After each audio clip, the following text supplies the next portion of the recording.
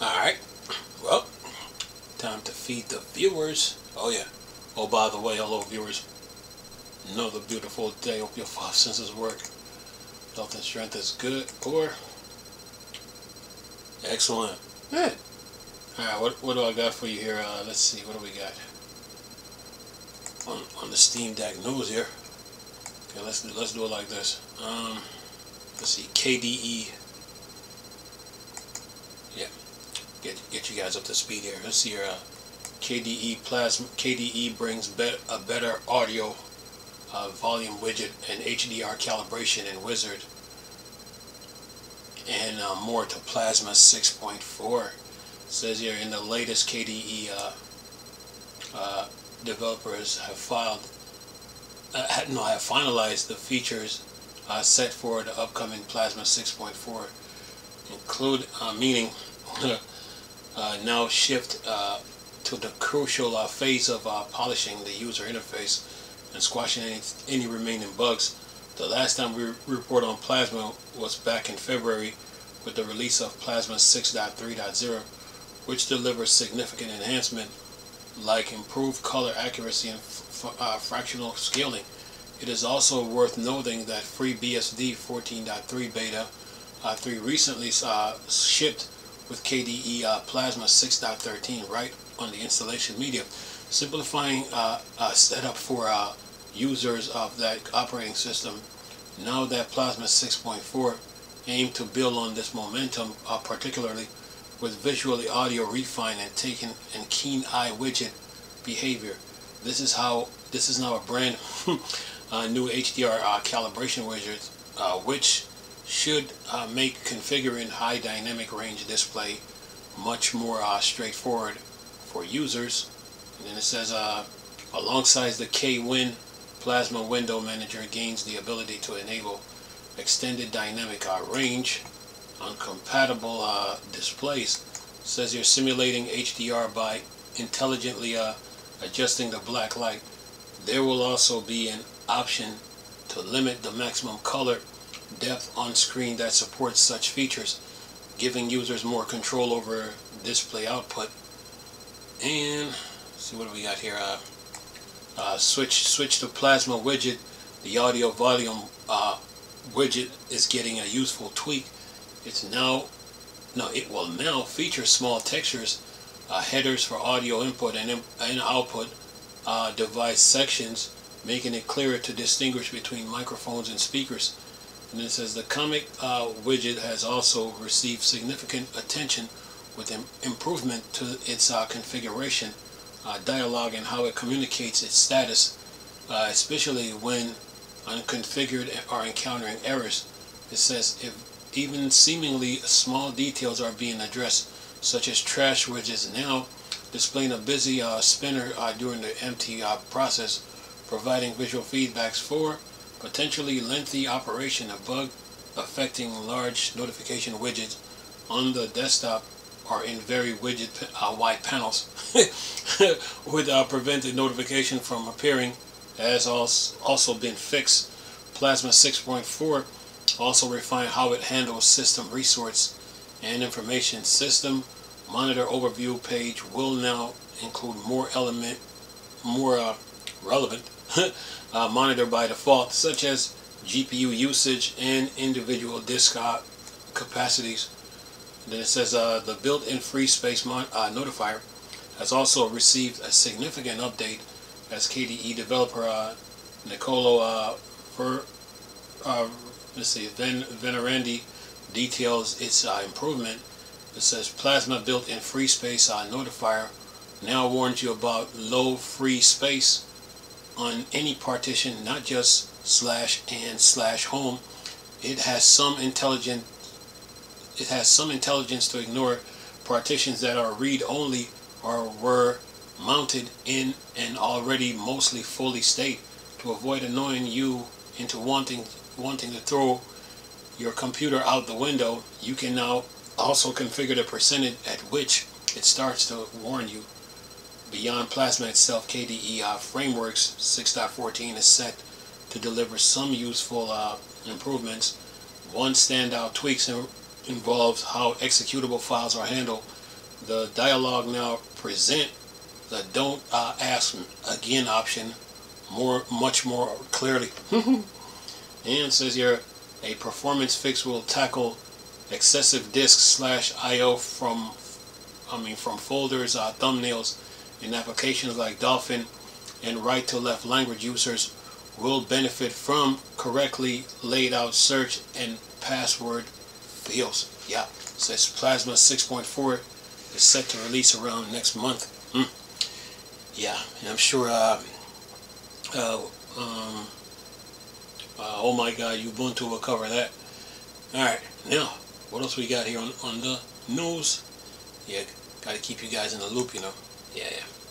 On a Saturday. Yeah, for those who think I don't put out content on a Saturday.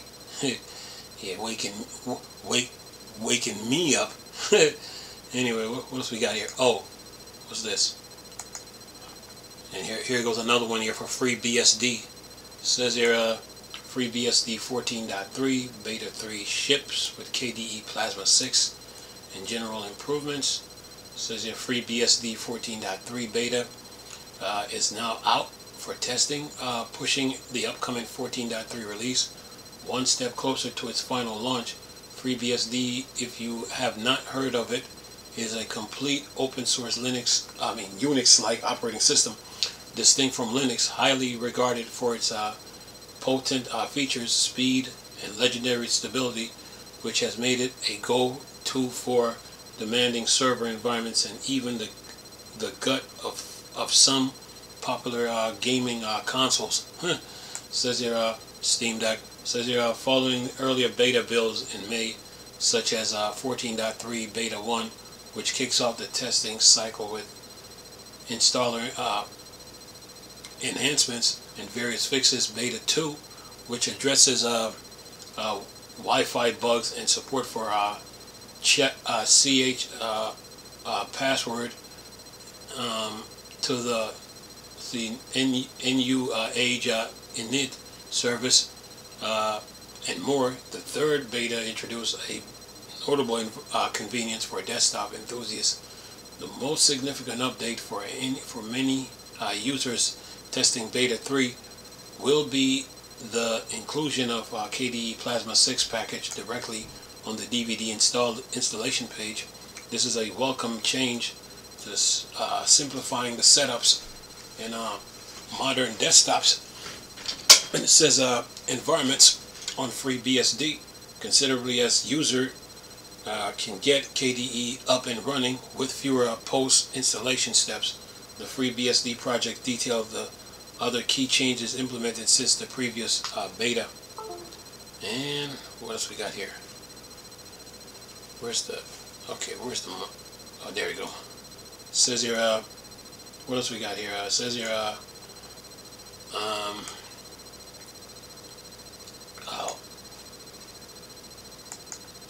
what do they have here? It says here it says DVD image now contains KDE package and no longer contains kernel module compiled on FreeBSD 14.2.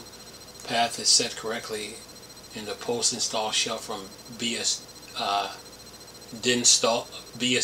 install. I was going to say dinstall, but it's BSD install. Says here a bug causing boot failures on PowerPC 64 LE has been fixed. 802.11 auth frames are no longer sent if BSS changes. Says here FreeBSD team also continues to remind users that SD card image designs for the ARM devices default FreeBSD and root. User credential remains for initial SSH access. These must be changed immediately upon first login to secure the system. And it says with Beta 3 now available, the 14.3 release cycle is progressing steadily towards its anticipated final FreeBSD 14.3 release, which is targeted for sometime around early June 2025. Installation image for various architectures and details instructions can be found on the official FreeBSD website. Yeah. Technology, folks. Alright. What else we got here? What else we got here? On the gaming news. Alright, gotta keep you guys in the Linux and Linux gaming news, you know. Let's see here, what else we got here? Oh, speaking of Linux, speaking of Linux, here's another one. Let's see, Tails Linux introduced reforms in security audit post mortem to make you safer. Anyway, what do we got here? It says here, alongside the release of Tails 6.11 earlier this year, the Tails project revealed that Radically Open Security was auditing the Tails operating system to better protect users. The audit has now concluded and no remote code vulnerabilities were found.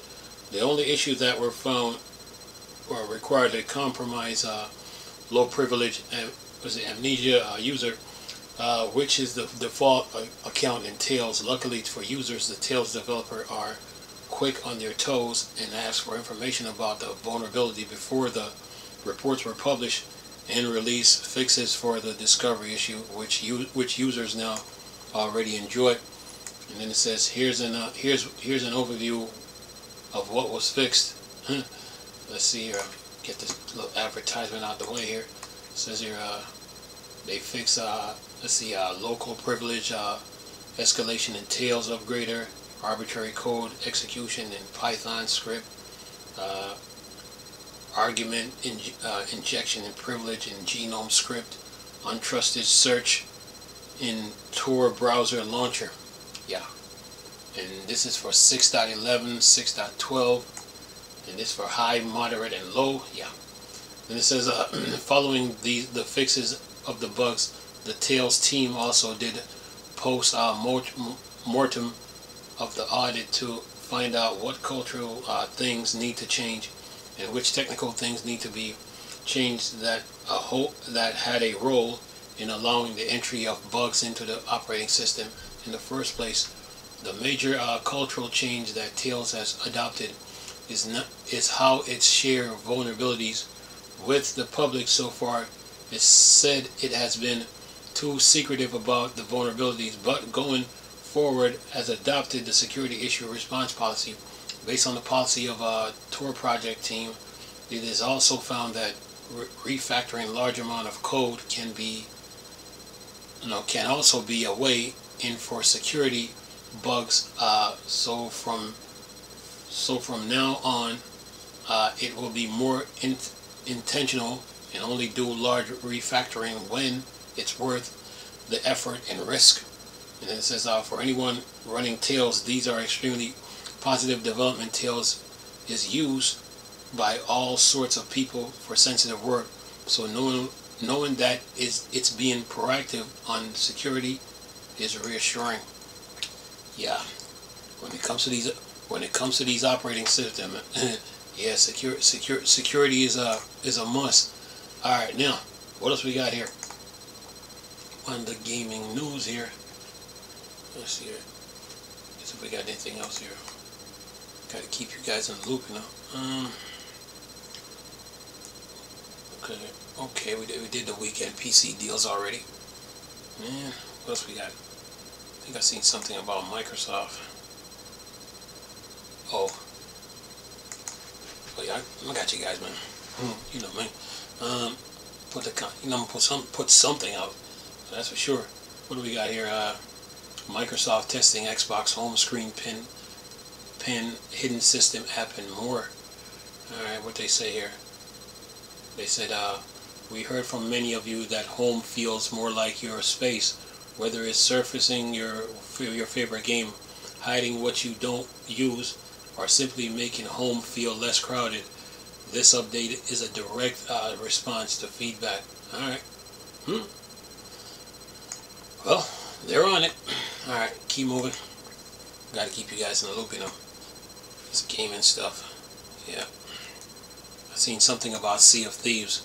What do they have? Yeah, I got you guys covered, man. Let's see here. What's this? Sea of Thieves Season 16 has portable cannons, skeleton mercenaries, and more. Got a YouTube video here, so I'll leave it. Let's see what they say. These little pop-ups always happening.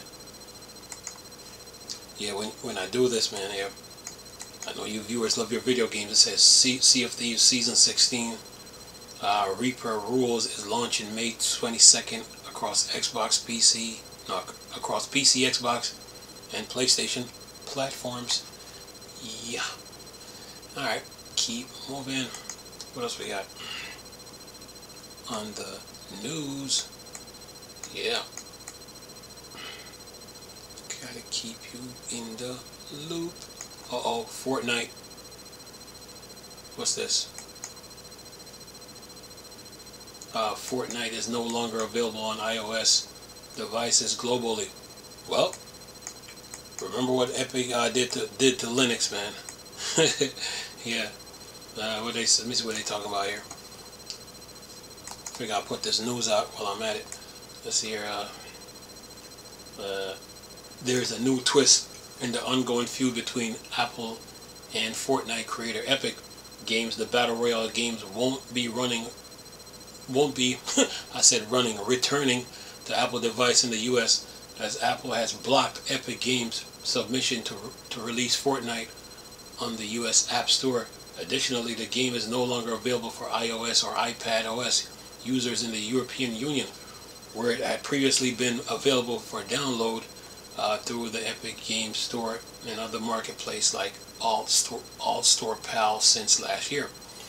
And what else we got here? It says here, following a recent ruling in the Epic lawsuit against Apple, Epic Games announced on May 9th that it had submitted a request to Apple to return to the US App Store.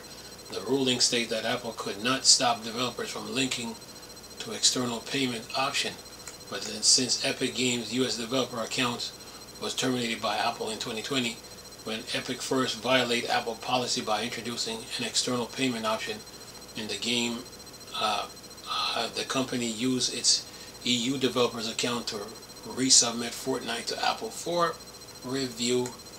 And then it says, however, Apple wasn't in a hurry to review the request, and it remains pending until yesterday when Fortnite was scheduled to receive a new update. As a result, Epic Games was forced to withdraw the submission and resubmit it with the updated version of the game.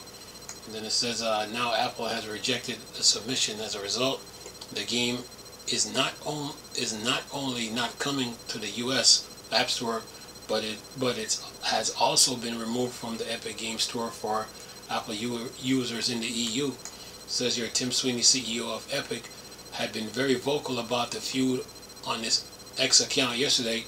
In response to a comment, he said that games like Fortnite can't function properly if major platforms, most likely referring to Apple, use their power to interfere with the game's operation. He also made a post last night complaining that many Fortnite knockoffs are available on the App Store. Says here, interesting, shortly after the game, he mentioned in the post, Fortnite Battle Royale Epic Shoot was removed from the App Store. Well, remember what you said about Linux, man. That's what all this comes down to. When you really look at this, remember what Epic said about Linux gamers. You know, yeah. So you're just getting a dose of of your own medicine. Yeah. Anyway, what else we got here on the gaming news here? Let me keep looking, search through this, see what I can pull up. Yeah. What's this? Ubuntu. Yeah. Got you guys, man. Got you guys. Canonical set out what it plans to include in Ubuntu 25.10. All right. Let's see, what's this? At the start of the month, NeoWin reported that Ubuntu 25.10 had a code name questing Quokka, and that development had begun. At the time, we didn't have a clear picture of what would be included in Ubuntu 25.10, but now we have a better picture thanks to a post on Ubuntu Discourse. The most notable thing users should look out for in the upcoming version is Genome 49, which is still under development itself. Conoco said it will ship with updates, shell extensions, and a refresher interface aligned with the Genome upstream. It also announced that it will include the Loop image viewer and PIX terminal emulator to modernize the default application set. Another interesting thing to look out for in this update is accessibility improvements. Conoco say that the European Union will begin enforcing the European Accessibility Act, EAA, from June 2025. So it wants to check that all of its accessibility features are up to scratch so that it is compliant with the law. And it says here, NVIDIA GPU owners are also set to get some love with the 25.4, as Conoco has been working closely with Genome and NVIDIA to polish the Wayland experience. Wayland is a display server that has replaced X.org in recent years. While it offers benefits and is more secure, it's still maturing, and this work between Conoco, NVIDIA, and Genome help with this. And then it says graphical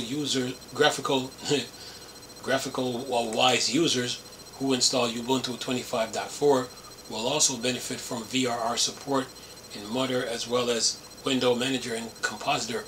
VRR, which stands for Variable Refresh Rate, will provide you with enhanced visual smoothness. If you have a compatibility monitor, gamers will notice this in particular. Over the years, Conoco has been getting closer to Microsoft, and this upcoming version will further the integration between the two. With this update, there will be a deeper enterprise integration with Microsoft Ultra ID device registration, allowing Ubuntu device to be registered directly with Entra IDs, enabling policy enforcement. And what else we got here? Let's see if I can get this. Policy enforcement. The other plan change mentioned includes one, fully function desktop sessions in RISC-V architecture, improved permission prompting for smoother users interface, and landscape integration will arrive in the Ubuntu desktop installer, allowing admins to auto install config files and streamline device environments, and management workflow, revamp desktop documents that will be more accessible and discoverable. Ubuntu 25.10 is not going to be supported for long, as it's not an LTS, meaning that it's not the like the 24.4 or 26.4. However, it will be the final release for Ubuntu 26.4 LTS, which makes it pretty important, as the release cycle after will probably be focused on stabilizing previously included changes. Yeah.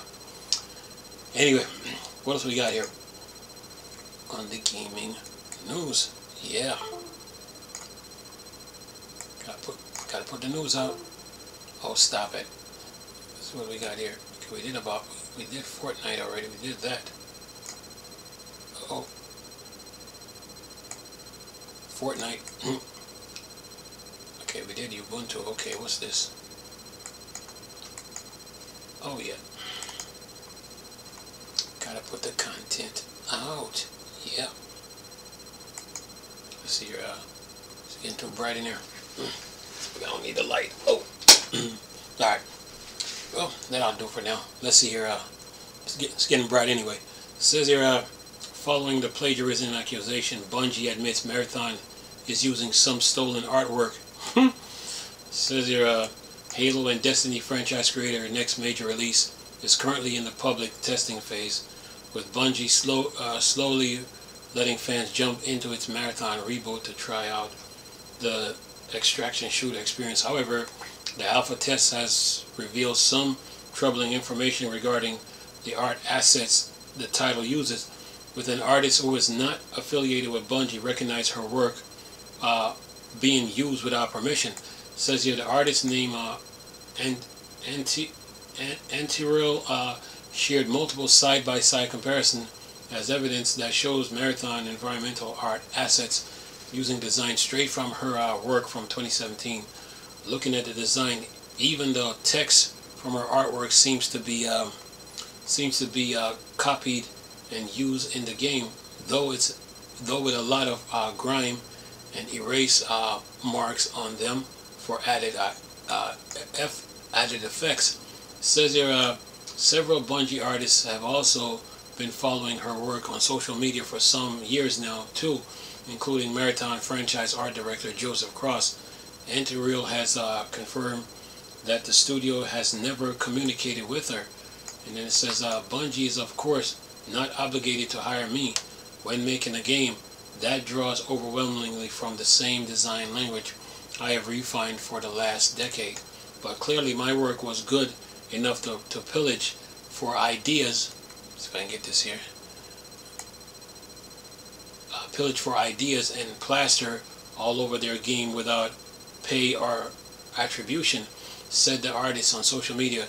I don't have the resource nor the energy to spare to pursue the legal, but I have lost count of the numbers of time major companies have deemed it easy to pay a designer to imitate or steal my artwork. And then it says here a few hours ago Bungie put out a statement of its own via Marathon development team on social media page X, admitting that the game does use art from Anti-Real without permission. And it says here we immediately investigate a concern regarding unauthorized use art decals in Marathon and confirm that a former Bungie artist included in these texture sheets that was ultimately used in the game. The issue was unknown by our existing art team, and we are still reviewing how the oversight occurred. We take matters like this very seriously. We have reached out to 4NT1R341 to discuss the issue and are committed to do right by the artist. As a matter of policy, we do not use the work of artists without their permission. And then it says Sony-owned company added that it is doing an internal review of assets to make sure no other problem like this pops up in the future and implement a stricter check for documents art contribution.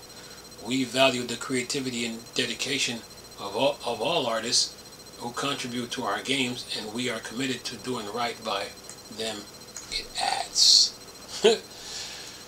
Well, communication solves a lot of things, you know. Yeah. Alright, what else we got here on the gaming news? Keep pushing here. Okay.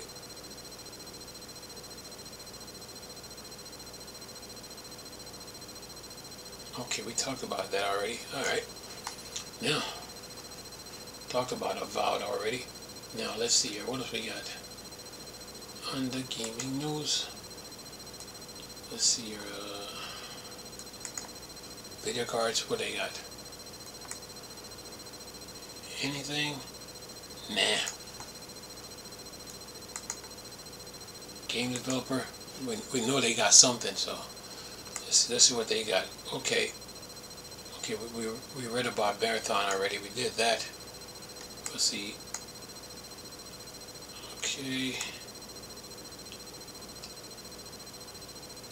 Okay, what's this?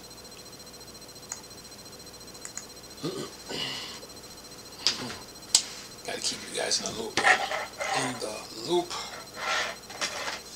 In the loop, that is. Let's see here. What's this? Take-Two project annual growth despite GTA 6 delay. Okay. What's this? The delay of Grand Theft Auto 6 into 2026 left a gaping hole in Take-Two's release slate for the fiasco year. One so large you'll be forgiven for worrying if a torrent of money flowed out of it in the wrong direction.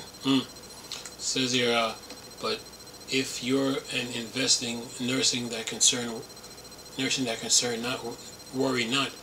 At least according to Take-Two, the company stated in its annual financial report for the fiasco year ending March 31st, 2025, that it's still projecting about a 5% growth in revenue and net booking, consumer spending, and digital goods. And what else we got here? It says for the year ahead, it says that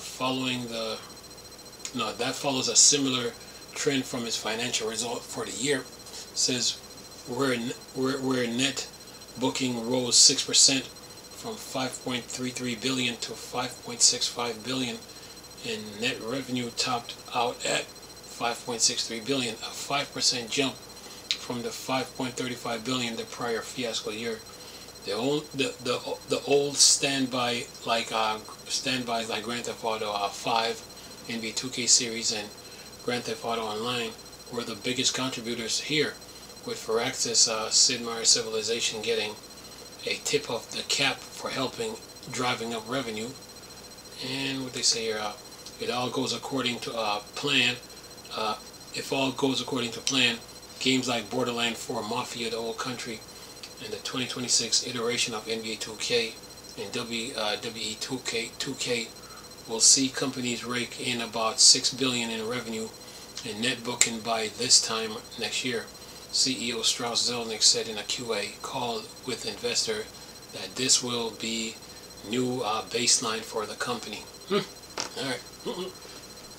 And it says, of course, since Grand Theft Auto 6 will be released on May 2026, those numbers will be small potatoes compared to what the company wants to see in the fiasco year 2027.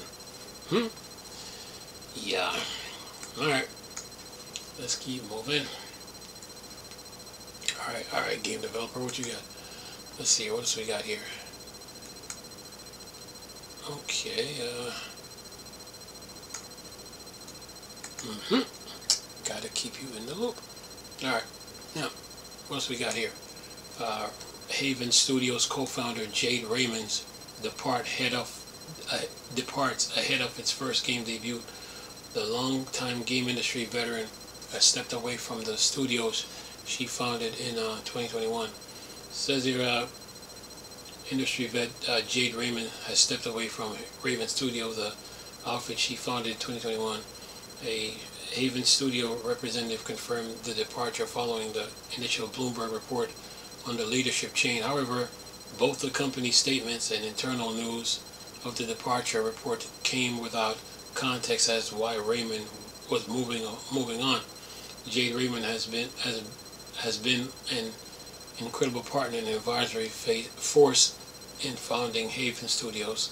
Reads that statement provided to Bloomberg. We are deeply grateful for her leadership and contribution, and we wish her all the best in her next chapter. It says they also note that the studio will continue the journey under new leadership, and its co-lead Marie-Eve Dennis and Pierre Francisco Sapinski,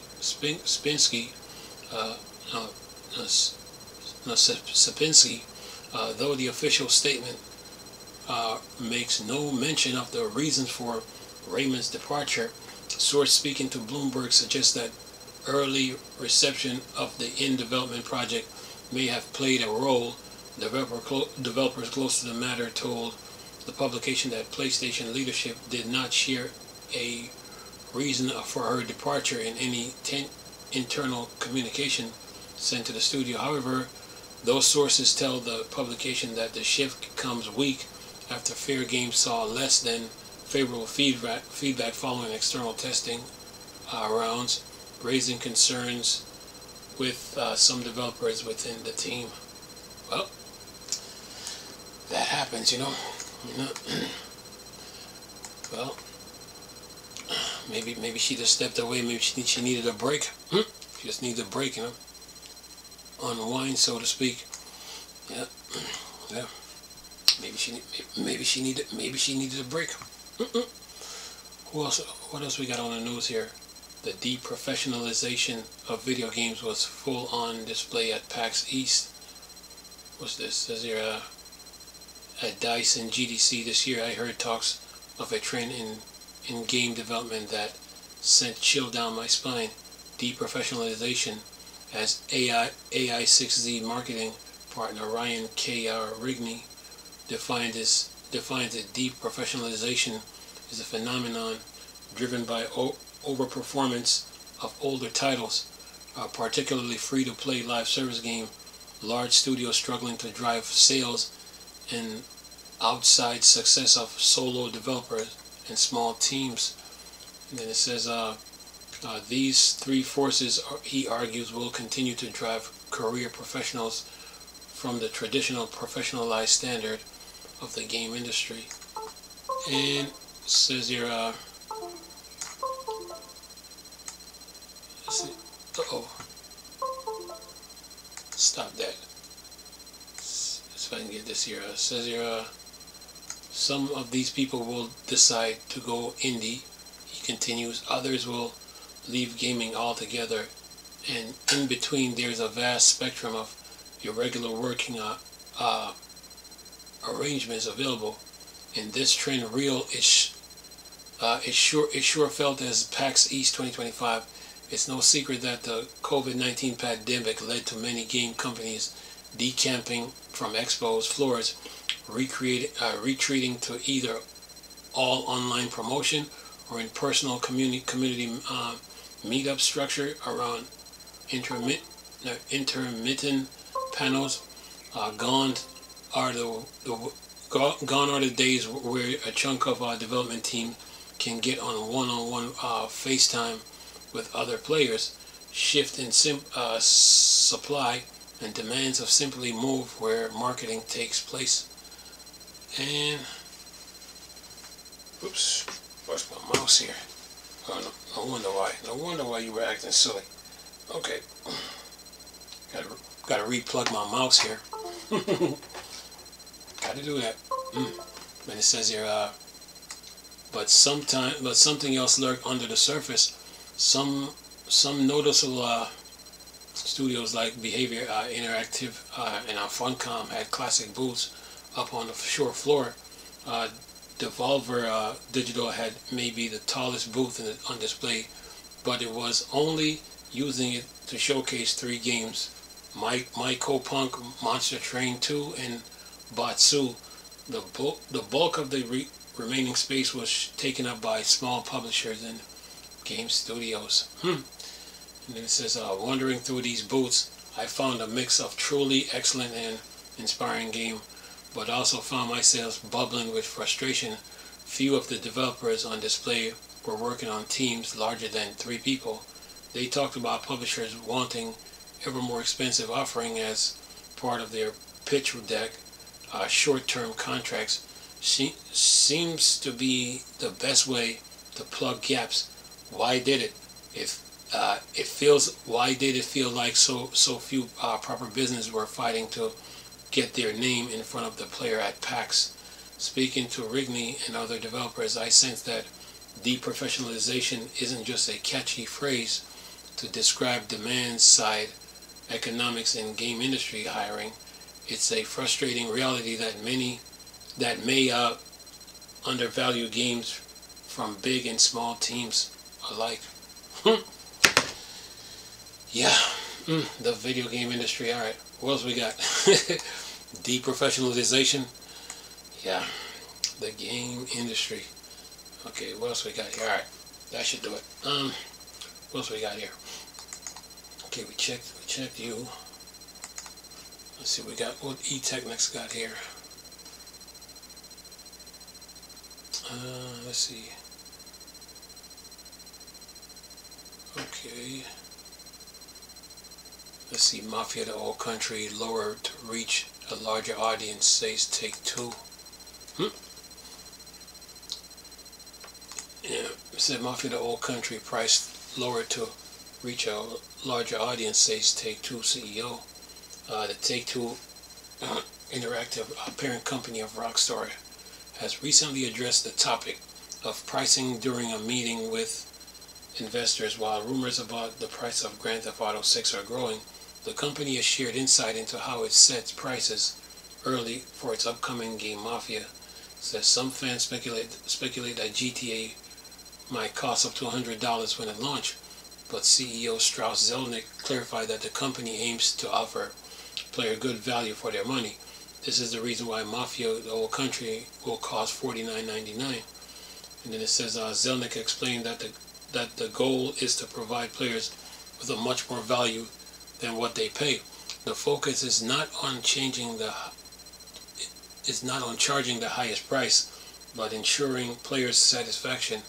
He also points out that video game industries has always had different pricing strategies. There is no one-size-fits-all price for games. The final price of GTA will be decided by Rockstar. As Zelnick mentioned, each brand under Take-Two includes Take-Two set its own price. Zelnick further explained that Mafia: The Whole Country will be priced at $49.99, a decision made to reach a larger number of players. The developer Hangar 13, known it has been nearly 8 years since the release of Mafia 3, and doesn't want to miss the chance to bring the series back, but setting a lower price, they hope to attract a wider audience.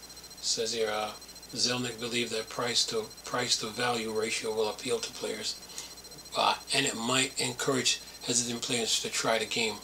Mafia: The Whole Country will be available on PS5, Xbox Series X and S, PC, August 8th. You know what?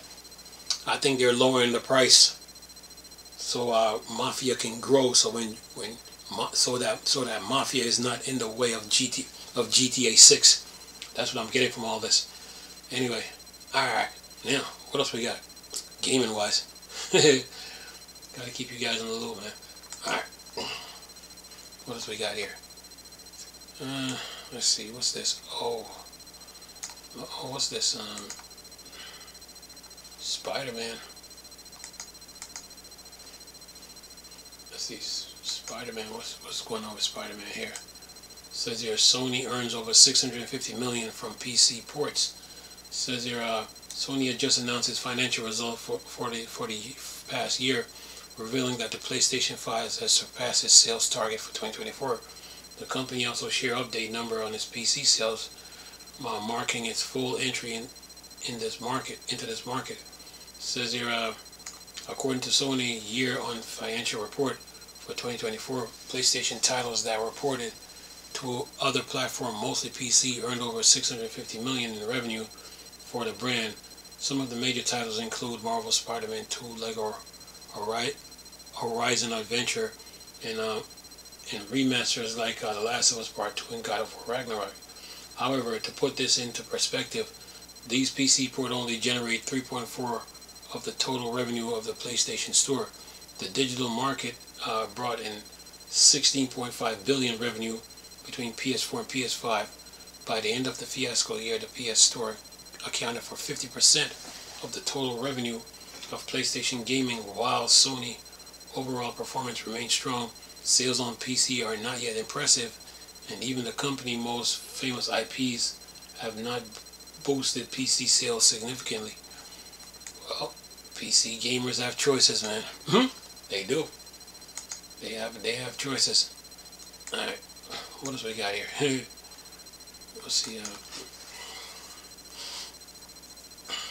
Yeah. Anyway, keep moving. Let's see. A rumor: Red Dead Redemption 2 coming to Switch 2 with enhanced version for PS5 on Xbox Series X and S. And it says, according to a new report from source close to Rockstar Games, Red Dead Redemption 2 is being developed for Switch 2, Nintendo upcoming console, which is set to release on June 5th. The news was confirmed by Games Radar and Nintendo 2 website that claimed they received confirmation from reliable sources about the open world Western game coming to the new platform. Along with Switch 2 version, the game will also be released on the PS5 and Xbox Series X and S. And it says here, originally released on PS4 and Xbox One in 2018, and later coming to PC, Red Dead Redemption 2 is widely considered one of the greatest video games of all time. The game also sold 74 million copies, and with the upcoming release of Switch 2 and PS5 and Xbox Series X and S, these numbers are expected to grow significantly. This will give a fresh boost to games that continue to perform well, even a 6.5 years after its release. It's unclear whether the upgrade for PS5, Xbox, and Series S owners will be free, but Game Reactor reports that a new version of the game will feature significant graphical improvement and support for 60 frames per second. In a recent interview with Game Business CEO of Take-Two, the apparent company of Rockstar shared that they plan to support the launch of Switch more significantly than previous console.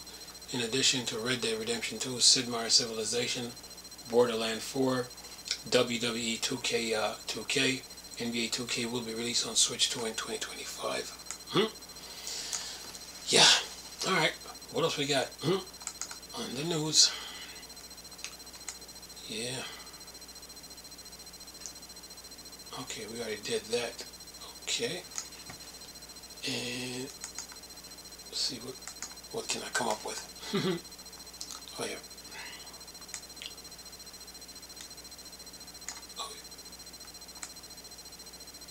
Okay. Let's see what else we got.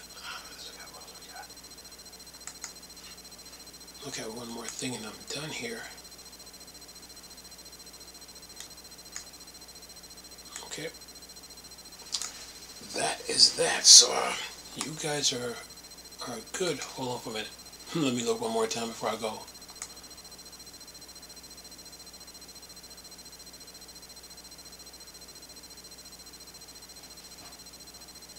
Yeah, that is that.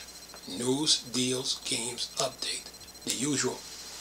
Anyway, yeah, so that should hold you for now. Along with the weekend PC deals, I'm going to upload both of those, so that should hold you. So that's all the news I got to report. So anyway, hope you guys enjoyed the video, and hope that was beneficial. Hope it's beneficial to you.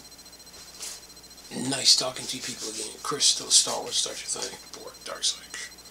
Go. Peace.